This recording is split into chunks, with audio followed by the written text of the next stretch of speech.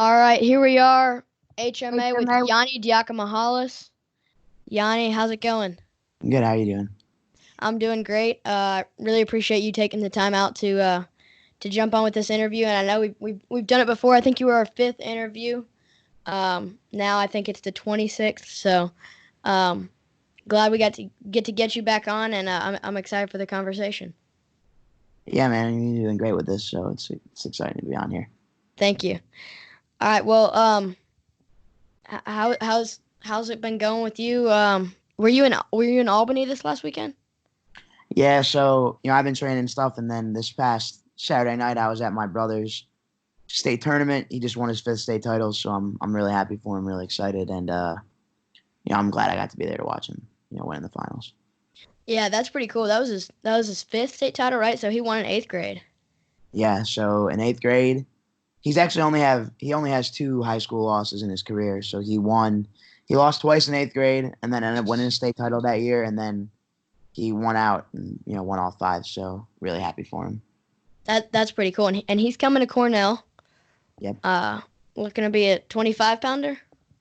Yeah, he's probably going to be a lifer. He's not very big. He doesn't really cut a ton of weight. So Yeah. Coaches are. I think they kind of see that as an upside because he's as good as he is without really a ton of strength behind him. So Right. I think once he gets on a good lifting program and starts training with other Division I guys, I think he's going to really improve. So he's coming up to Ithaca. How excited are you for that? Or have you been really separated from him? Like, how far do you guys live from Ithaca? So my home where I grew up is about 2 hours from Ithaca. So Okay. it's far enough. I mean, he doesn't visit a lot because he's in school, and I go Right. home when I can. But I mean, you get busy, so it'll be nice to have him here. It'll be kind of like him having him back home again. So I'm sure we'll bicker like brothers do, but it'll be fun. And I'm kind of excited to help him through that first year and make sure he transitions well, and hopefully he has a great college career moving forward, and I can be there for him. Yeah, I know everybody's excited to watch him compete. Do you think he's gonna redshirt? He's a senior now, right? Yeah, so he's probably going to take a gap year. I know he's small. I don't want to worry about his size, and Yeah. I think in general that gap year is really big for kids. It's a big adjustment. Moving away from home, not having your parents, Right. and it helps you get some classes out of the way too. And I think that that's really important. For guys kind of making that transition from high school to high level wrestling, but also high level university. Yeah. So he's not looking to do a gray shirt or anything. He wants to be in Ithaca with a red shirt. So he'll be in Ithaca, but so the way the gray shirt works is you'll go to a community college, take some classes there that transfer into Cornell, and train for Finger Lakes Wrestling Club, and so that's what he'll do. He'll be in Ithaca, regular training, but he won't be with the team. He'll be with the club, and then the following year he'll be a freshman, which would be his second year out of high school. Okay. Um. All right. So when he gets there, he's looking to be a 25. That'll be your senior year. Yeah. So yeah, it'll be my last year of college wrestling. Is when it'll be his first year on the team. Gotcha. All right. So he won his fifth state title. What was that like watching him? Was there a lot of emotion involved, or did he kind of just expect it? It was a little bit of both. I think he expected it from himself, but I think he had some nerves built up. I think there was a lot of pressure on him. It was one of those things that had kind of been talked about since he won in eighth grade. It was like, oh, now you got to win five, and it got thrown around a lot. And I think people would try to put a lot of pressure on him, and he did a good job. He handled it well, and you could just see when he won, there's a lot of relief. It was as much excitement as it was. I think he wanted to prove it to himself. I mean, that it wasn't going to that it wasn't going to fold. And he did well. It's pretty cool to watch such young kids win high school state titles. Like to be able to win as an eighth grader against guys all the way up to 12th grade, 18-year-olds. That's pretty crazy. And wasn't there a seventh grader that won in New York this weekend? Yeah, so the kid, he's 99-pounder. His name's PJ Duke. Yeah, I know PJ. He's state champ. He's really good. Yeah. I was watching him wrestle. He's really good. So yeah, I'm sure I've wrestled on his team before. He's good. Really skilled. So I guess the next topic we can go into is like the growth of youth wrestling off of there. Like the fact that kids can win in seventh and eighth grade at the high school level is just insane. Why do you think kids are able to do so well so early? Back when, my parents wrestled, your parents wrestled, it wasn't as much specialization. It was like you played football in the fall, you wrestle in the spring, you ran track, or you wrestle in the winter, you played track in the spring. Right. And, I think as, just kind of the nature of our culture or just the intensity of, people wanting to continuously be better, Mm-hmm. people start to specialize. And I think then from specializing became, people specialized at a young age. It was like my kid was going to be born into wrestling, and I think it's kind of what you're seeing now as kids. I'm one of them who have wrestled since they was 5, and they Right. knew their whole life they were going to be wrestlers. And because of that, I think you're seeing them achieve at a young age because the hours that normally, is the difference between a freshman and a senior, maturity wise, can be really quickly made up by someone who has been training their whole life and wrestling their whole life, and they have that feel, they have that muscle memory, and I think that that's a relatively new thing. The last Mm-hmm. 20 years, you see people doing that. You know what I mean? Yeah. And I think on the other side too, kids are just doing everything younger. They're lifting younger. They mature younger. So I think, a 12-year-old kid now is not the same as a 12-year-old kid back then. And I think, in all aspects of their life, with their wrestling, their approach to wrestling and their mentality and their maturity, I think it's very different now than it used to be. And I think that's kind of why you see kids who, sometimes you see kids who are really young and achieve really young and stay Mm-hmm. good because they've been driven their whole life. And, sometimes I see kids burn out or, Right. maybe not.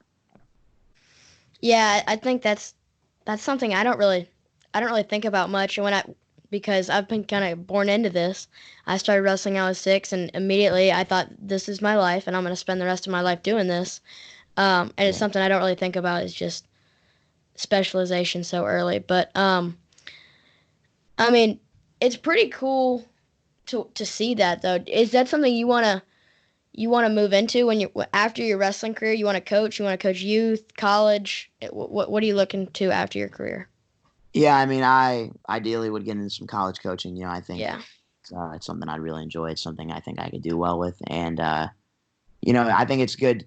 I think college coaching is good because you get someone for the 4 years, but you build that relationship before they're there. And Mhm. then when they graduate, you get to see them kind of change from a high school kid into a grown man. You see them turn into an adult. Yeah. And I think that college coaches play a really big part in the development of, college wrestlers, just like as people in general. I think it's really cool. And, it's great wrestling. The college wrestling is, besides, international, it's the peak for a lot of kids. And, it's cool to see them kind of reach their final goal. This is for 90% of the world, it's the end of their wrestling career. So it's exciting to kind of see them and help them end their career on a high note. Yeah, that is pretty cool, and it's something that um I like to look to as well. Like I think college wrestling is so cool to coach, not only because you're coaching such a high level, but also all of the other aspects to it, like the recruiting process has got to be really fun. Just looking across the nation's best kids and looking at who's gonna pan out's got to be really fun, and just everything that comes with college coaching just looks so fun. And I could definitely see you coaching it. Would you look at Cornell? Is that where you'd Yeah, want to do it? yeah. I mean, they've done so much for me. It'd be great to help, and give back.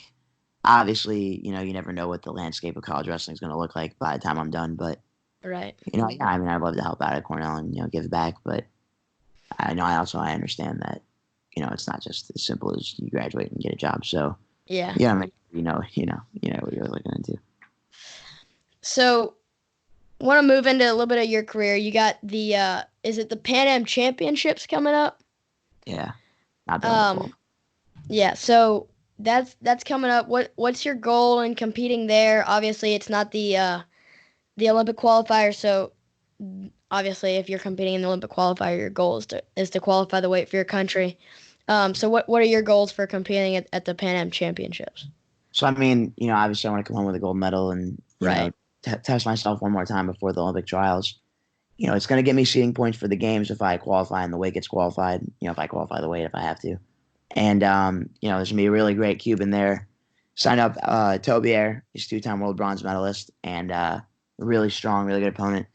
Beat Zayn in the first round last year, so that would be a good test for Yeah. me where I sit, with some of those really high level guys. And biggest thing is it's a good test for me. I haven't competed since the Open, and Mhm. I needed to get one more in. Awesome. So I'm excited to see you compete. Do you know when are the dates on that again?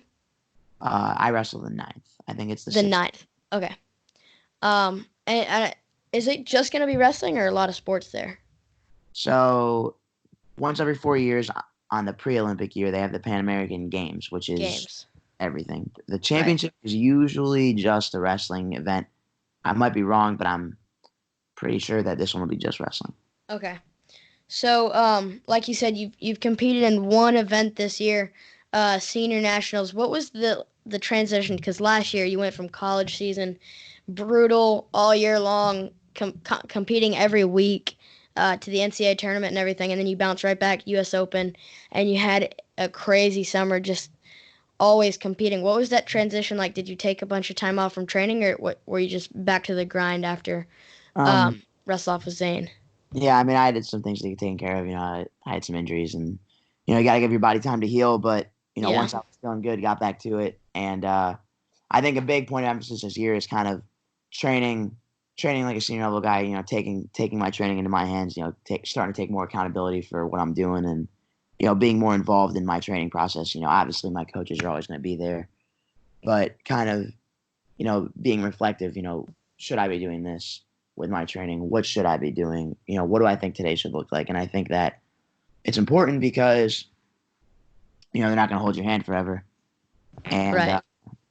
moving forward, I need to be responsible for myself. And I think that this year was really beneficial for that for me, where I sat back and really thought about what I want to do and what I want to look like and what I want my training to look like when I'm serious. So I think Right. that's Yeah, so you've kind of like this Olympic redshirt year that you've had is kind of like exactly what you will be doing when you're a senior level athlete after you graduate.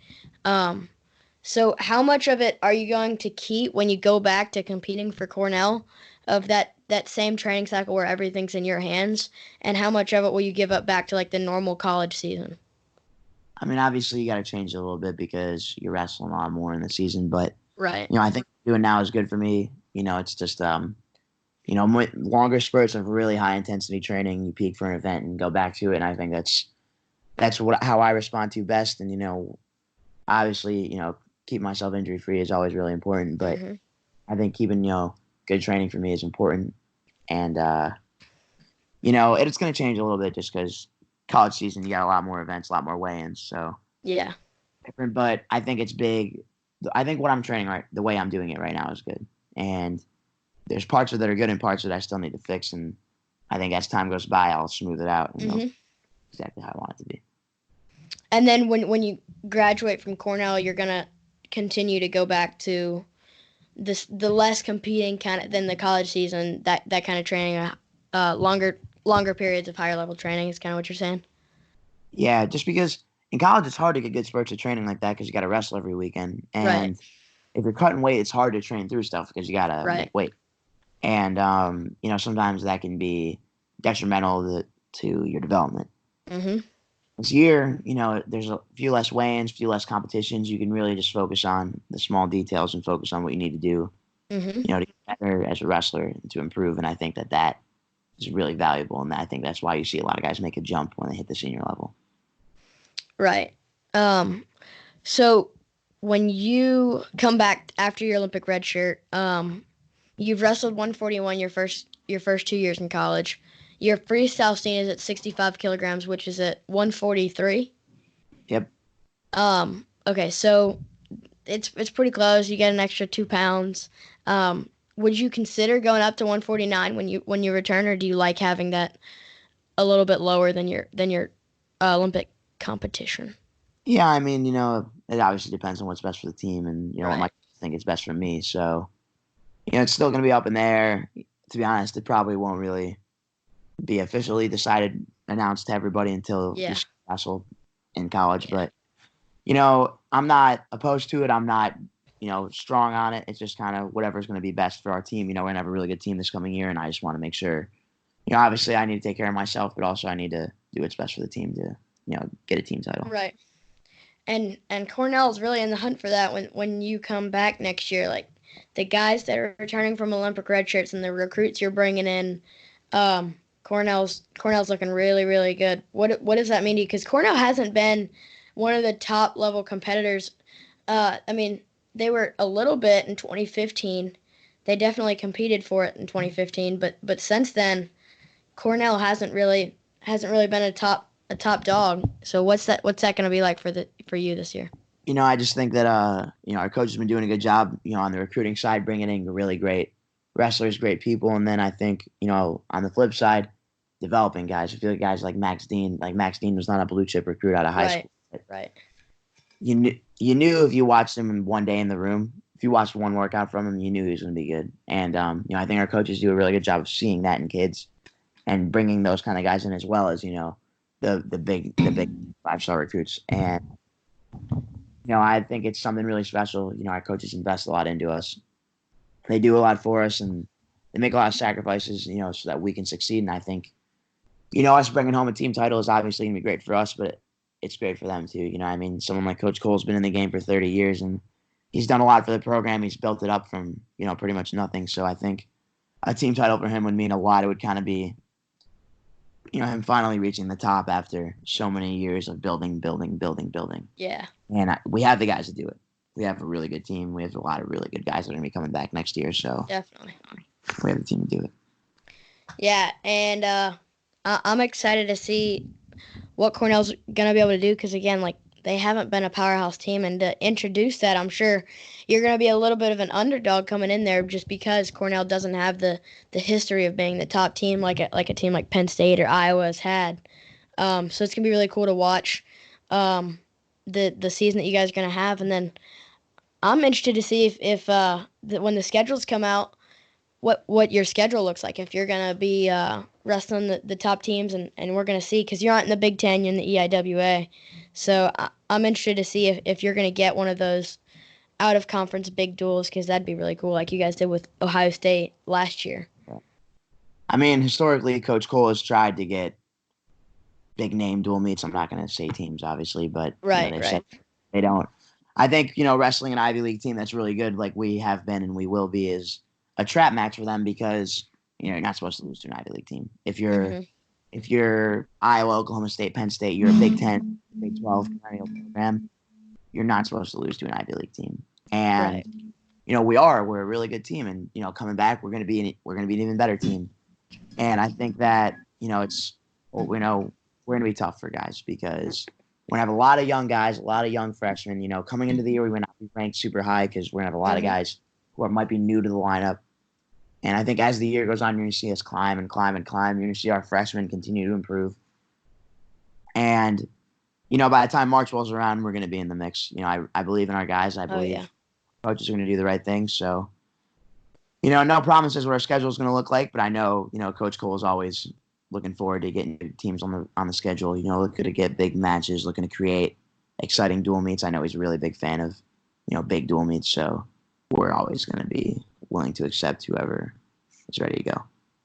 No doubt. And I mean, that mentality of you're not supposed to lose to the Ivy League team has got to be changing coming up here because you guys, Cornell's starting to get in the hunt. Princeton has gotten really, really good recently, and Lehigh looking really, really good.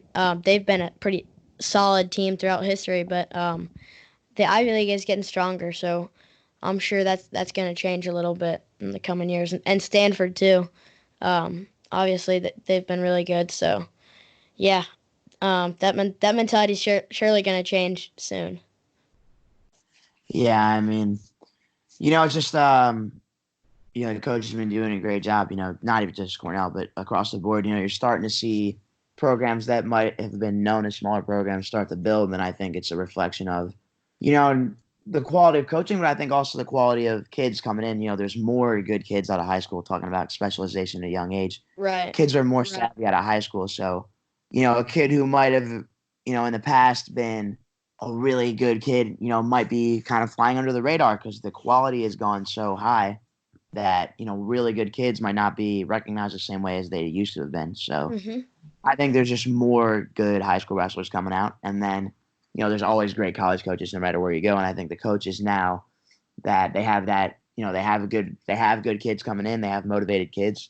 it's helping them build the room and build the team. And you start to see programs that maybe weren't big names. They develop guys and they build guys, and that's how I think, you build a program is you start building guys up, building the team that way. Right. And I agree. I think that's what wrestling has been doing. It's really cool to see just the growth across the country that we've had. Like it used to be Iowa and Oklahoma State and Iowa State. Like that's all it's down to every year is winning nationals. And so um, when you can have teams like Cornell in the mix, and then Wisconsin is coming up there, just all the teams that that are growing their programs is really good for the sport, in my opinion. Yeah, that's great. All right, so moving forward a little bit more in your career, you got the Olympic year coming up. One thing that I want to ask is just do you value the Olympic year and the Olympic tournament more than you might value a non-Olympic just World Championship year? So this is one of those things that gets talked about a lot, and personally, I do. I think it's a combination of the Olympics is something that everybody knows. Like you can tell someone you're a world champion, they might not understand it, but if you tell someone Right, you're an Olympian, just an Olympian, you didn't even medal, you didn't even win a match, it's mind blowing to them. right, And talking about intrinsically for me, obviously whatever people want to recognize you for whatever. If you look at, I believe that to the Europeans, the Asians, to the foreigners in general, mhm, they value the Olympic year a lot. So if you win, call it a world championship, if you win the Olympic Games, even though it might be the same guys, that's the best version of them. If you right, beat someone in the Olympic year, that's their best version. If you beat a Russian at the Olympic Games, you got the best version of that Russian possible. And that's for any country. It's for Japan, Cuba, Azerbaijan, Georgia, Iran, any of those countries. If you beat those guys in Olympic year, I think that that's the most polished and most, driven and most intense version of them that you can get. So I think that winning a world title in the Olympic year, even though it's the same field, the quality of competition might be a little greater. And maybe I'm wrong, but I know from the handful of, foreign wrestlers I've spoken to that they value the Olympics a ton. If you talk to Russians, they would rather have one Olympic gold medal than 3 world titles. It's something that they value a ton. And I think that because of that, I think growing up, I valued the Olympics a lot. And also, it's just you beat the best guys on their best day. And I think that that's something that's really a big deal. Not saying that, it's not as good to win the world championships. If you're a world champ's a world champ, you know what I mean? And, yeah, obviously they're ready to go at the world championships. I just think come the Olympics, they kick it up one more step. So, I think that's kind of where I sit with that. yeah, that makes sense, and I really agree to that extent. Like sometimes I don't get like maybe I don't get why the Russians put more value on it. Maybe it has to do with the money or something like that. But I understand like wanting to beat the best version of everybody. Um, so talking about your last competition you wrestled in was senior nationals. Since then you haven't competed. What are some changes you're gonna have to make coming up here for the Pan Ams and then Olympic team trials, Olympic third or April 3rd? Um, what are you looking to change? I mean, obviously there's always technical things to fix. I honestly am not really happy with how I wrestled at the Nationals in Texas. So a lot of things to work on building off of that. And, I have to beat some really good guys at the Pan Ams. There's going to be some great Cuban, some other great guys from Central and South America and Canada that, are going to sneak up and be dangerous. And then looking to Olympic trials, you got guys like Nick Lee, Joey McKenna, Jordan and Zane Rutherford, obviously, and Jordan Oliver, and those guys are all, they're really good. Frank Molinaro is another one, a handful of other guys that are going to qualify. But, Zane and Jordan, they've kind of set themselves up to be, the guys to beat for me. And, they're both really good. They're very different in the way they wrestle. And I think a big thing for me is going to, be able to be adaptable. So you're ready to wrestle a guy who's just chippy and, doesn't do a lot, holds position, wrestles tight, kind of guy like Zane. And, a more dynamic, more athletic, wide open, powerful version of a guy like Jordan.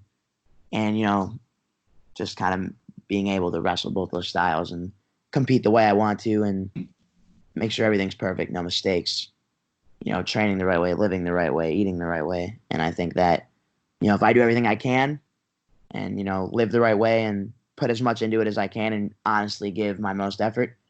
Make the team. If you don't, you don't have any regrets. So you just got to lay it out there and, see how far you can get. Right. Yeah. So I listened to an interview with Doug Schwab the other day, and he was talking about the mentality that a lot of the Americans have developed and a lot of wrestlers have developed is like the sulking after a loss for a long time is tough and shows how much you care about winning and losing and stuff like that. And he talked about how that really doesn't help your performance at all. What you have to do is just get right back to training and have a good attitude about losing. Um, After obviously the senior nationals was not the performance you wanted to have. What's the mentality that you take after a performance like that? Because obviously you don't have too many of those.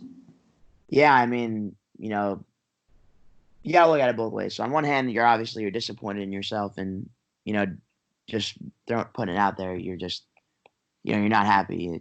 It hurts. Right. It stings. And if it doesn't hurt, it doesn't sting. You just don't care that much. I don't think. I think it should hurt because it's part of who you are. It's part of what you do. It's part of your life. You know what I mean? Talking about you've been doing this since you were 6. This is what you know. Right. But on the flip side, if your goal is to continue to get better and your goal is to reach these really high standards, really high levels of wrestling, sitting around and feeling sorry for yourself does nothing for that. Mm-hmm. And one thing about what you said about Coach Schwab that I think is really important is what he said about getting right back to it. And I think that, it's a maturity thing. I think sometimes, people lose matches and they want to sit and feel bad for themselves and they want to, say, woe is me. And, I'm not saying I've never done that. Everyone's been there. But I think what's important is that when you do lose, talking about how I wrestled in Texas, you're back in the room right away. Like for me, I was back in the room as soon as I could. And, I think it's important to focus on what you did poorly and change that immediately because the sooner you address a problem, the smaller it is. The more time you give a problem to build and develop, the greater a problem it can become. So whether it's wrestling, your conditioning, your strength, whatever it is, the sooner you address that and the sooner you start to fix your problem and, eliminate that, I think the more benefit you'll get from it because, you're ahead of less time to make up. So obviously I had things I need to fix, with my wrestling, my strength, my conditioning, everything. So, you get right back to that, even if it's not just in the wrestling room, getting in the weight room, doing running, doing cardio, getting conditioning in, sleeping, eating, whatever it is you need to do. I think getting to that and addressing things right away is the best way to respond to a loss. And just because you don't show that things hurt, it doesn't mean you don't care. It just means that you're not showing it. You know what I mean? I think that's something people not always understand. You know what I mean? Just because you're not showing it doesn't mean it doesn't hurt. Doesn't mean you don't care. Just means you're moving on. Yeah, absolutely. And listening to Doug Schwab talk about that was just interesting to hear, like, the switch in the mentality that the Americans have had and as the sport of wrestling has had. Just we've been able to grow from a little bit more gritty and less vulnerable culture to more vulnerable and kind of show our mistakes, but also understand that you have to get better from them and stuff like that. So it is interesting to watch the sport of wrestling grow like that. But talking about the Olympics, making the team will obviously be a really, really hard thing to do. And it's a thing, like, you've beaten Zane before, you've beaten Jordan before. But it's also happened the other way around. Like, Jordan has shown up at senior nationals and Zane has beaten you. And it's just, there's so many different ways the bracket could go. But if you are able to get out on top of that podium in April, are the Olympics they're in July? Is that correct? Yeah. So the wrestling is August 2nd, 8th. It's the very end of the games. Okay, August. Gotcha. So wrestling, how much of the Team USA? Because obviously your process with Zane got drawn out quite a while last year, and it was a lot different from the other guys who made the team. Like, they could actually do the camps and stuff like that, the way it was planned to be. So how much did you train with Team USA and Coach Zadig and all that last year? I mean, I was out there as much as I could. Talking to Bill, Coach Zadig, about it. Pretty much his approach was he was going to treat me and Zane like we were on the team, prepare us both as if we were going to the World Championships, and he did a really good job. He didn't show any favoritism. He didn't, he didn't favor one guy over another. If you came to camp, he worked with you. If you didn't come, he didn't work with you. And, Right. I think he did a really good job of, just being there for us. If either guy came to him, he gave an answer. He didn't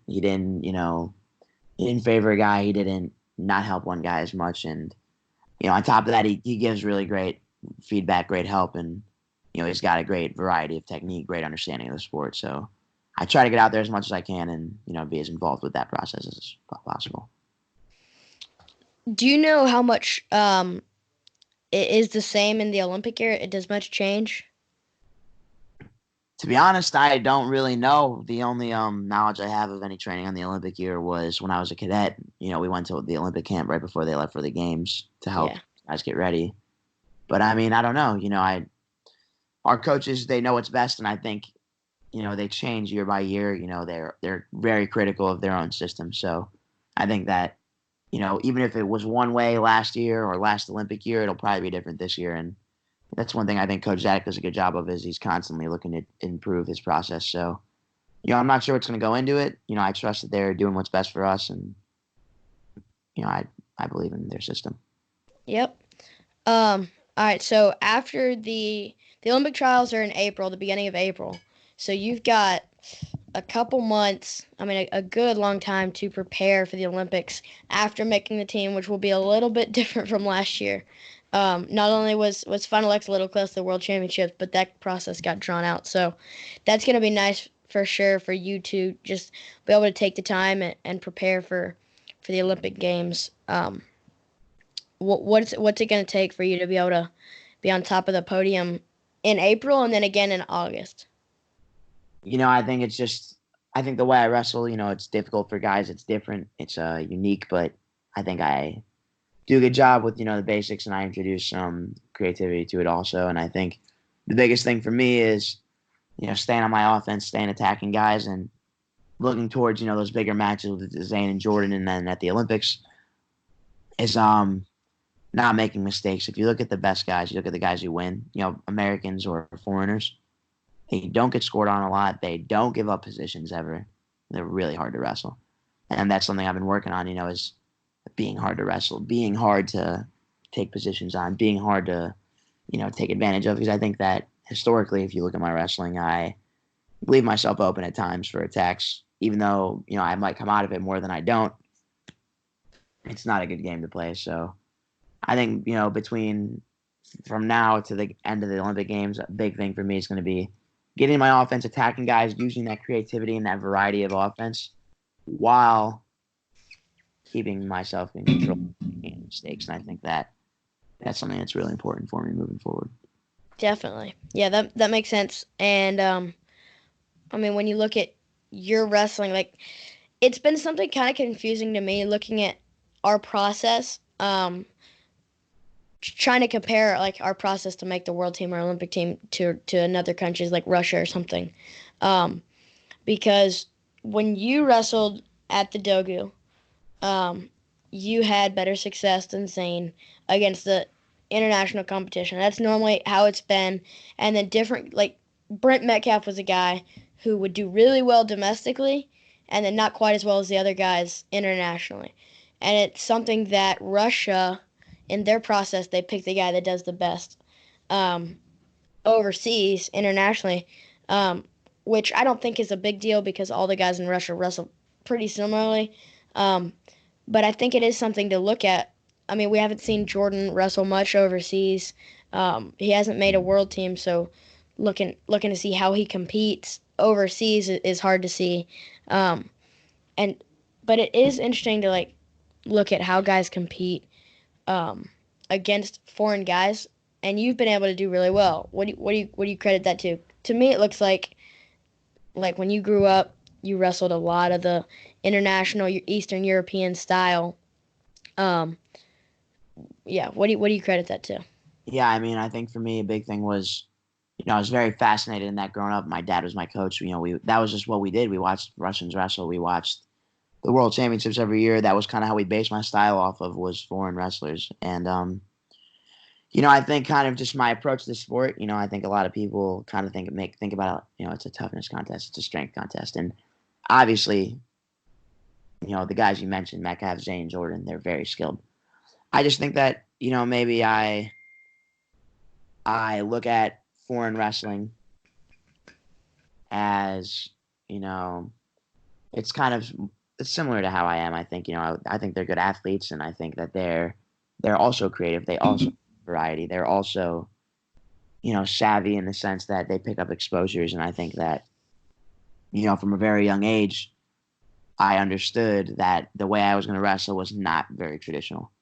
And it's not a bad thing or a good thing, but it's just, I think it prepares me well for overseas international competition, specifically because, things that might, be uncommon for American opponents to look at, you don't see a lot of Americans stepping into overhooks or hitting limp over the top and, that kind of stuff, or looking for exposures, parterre in general, that kind of wrestling, I think, is something that I was exposed to at a young age, and I worked on it at a young age. So I think that really helps me when I'm competing with foreigners, and I think it gives me a little bit of a head start relative to people who maybe are new to that kind of wrestling.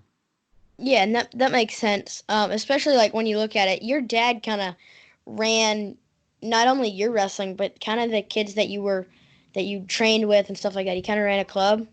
Yeah. So if you were training with those guys, they had a pretty similar style to you, I would assume. So not only did you grow up wrestling that way, but you also trained with guys that wrestled that way. So you're really used to wrestle that kind of style, right? So yeah, I mean, my dad was really big on variety. So some guys had a greater variety of offense than others, but in general, everyone who I wrestled with was exposed to everything. They might Mhm. not be able to do it, but they understood it. You know what I mean? So maybe if you look at guys that my dad has coached, they might not strike you as that kind of guy who's very creative, very dynamic, but Right. they understand it. So for me, developing that style, I was constantly competing with guys who were familiar with all this stuff. They were familiar with overhooks and, freestyle exposures and crotch lift, crackdown, step over, limp arm stuff. And because of that, I got better at it. And, I was constantly challenged in the room, challenged to learn new things, to, widen the gap between me and guys who I was beating, close in on guys who were beating me. And I think because of that, Mhm. my creativity grew and my ability to wrestle with that kind of foreign field developed greater. Is that something if you could do it over again, if you were trying to grow a kid from the beginning of wrestling, would you do it the same way? Would you try to grow him in that kind of style? Yeah, because fundamentals they're amazing. They're what win matches. Mhm. But I think that you can only get so far if you don't have a decent amount of variety, or if Right. you're not able to evolve. You look at Mhm. like the guy Jordan Burroughs, like he's trademarked double leg guy. But if you look at his wrestling over the years, it's changed so much. And I'm not saying he wrestles like a foreign wrestler. He doesn't at all. But he's adaptable, and I think Right. that is important. And I think that's why he's had continued success. And if you look at guys like Kyle Dake and David Taylor and Kyle Snyder, they're adaptable. They change, and that's why they do so well. And I think for me, being exposed to so many different things, so many different styles of wrestling at a young age, it helps you adapt faster. So if I were to train a kid, even if I didn't think they could do all these moves and they could execute them the right way, I would Mhm. expose them to it because it helps you learn when you're older. It helps you retain information, and it helps Right. develop your aptitude for learning the sport. So I think the way that I learned how to wrestle is, I'm not going to say the right way, but I think it's a good way. And undoubtedly, it makes it a lot more fun when you have the variety to play around with these different positions and different moves rather than, all right, you're gonna hit this high crotch every single time, and this is what you're limited to is the fundamentals. It makes it a lot more fun to just be able to be creative in your wrestling and innovative and just have fun with it. Um, in my mind, at least, um, that's how I feel. Yeah, I mean, I think it's good for kids. It's exciting to learn new things, and I think inherently kids want to learn. I think Mhm. they're curious about what's going on around them, and I'm a good example of that. My dad just kept throwing stuff at me, throwing stuff at me, throwing stuff at me. took it in, took it in, took it in, asked for more, took it in, asked for more, took it in. And, it is fun. And the fundamentals are important. I'm not going to say that getting repetitions isn't important. I've probably drilled 500,000 single legs in my life. But I think it's important to develop, just a knowledge of the sport, a full knowledge of the sport, all positions. Even if you're never going to wrestle there, even if you know you're bad there, then you know where you're good, you know where you're not good, Right. how to stay out of those positions. And I think that being familiar everywhere is a very valuable skill to have. Definitely. So all this knowledge that you have, like of all the positions, is that something looking forward that you want to specialize in as coaching? Like you want to have a similar style to what your dad had when you were younger. You want to mold a style from Coach Cole, Coach Gray, Coach Dean, and Dake, all those guys that are coaching you, so that when you have your style as a coach, it's going to be specific to you. And is that style going to be adapted to how you're going to coach? Yeah, I mean, I think, it's about that understanding of the sport.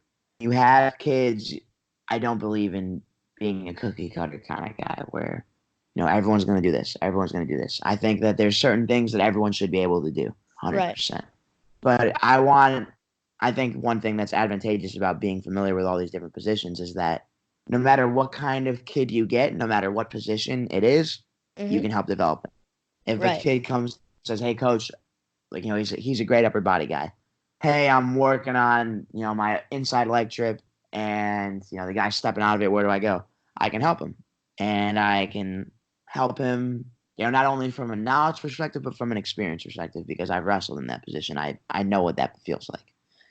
And at the same time, I can take a kid who has a ton of variety and a ton of, wide open types of moves, really wide open style. And I can be like, hey, we need to build your fundamentals. We need to build your positioning, your head up, back straight, hips in, your, elbows in, develop fundamentals. And I think that kind of my style, and I think this is the way it should be for everybody, is that, it's based on the kid. You got to know your audience. You got to know who you're working with and what they need, what you can do to make them successful, not as much how much of you can put into them, but how much you can build what they are. Yeah, and how much are you looking forward to that, and how much are you still thinking like I got a career in front of me and I got to focus on that? To be honest, I think that's one of those things that's on the back burner for me. It's kind of like I understand that's where I'll be at some point in my life in the future, but for now I need to, invest everything into my wrestling and stay 100% locked in on that because that's what I'm doing right now, and that's what I will be doing in the future. My wrestling career, Yeah. hopefully, is not coming to an end anytime soon. So I'm very much locked in on that. And the coaching, that's kind of the fun that comes after. You kind of let that come when it's time. So looking forward to after this Olympic year. Obviously, we talked a little bit about your NCAA years coming up for Cornell and stuff like that.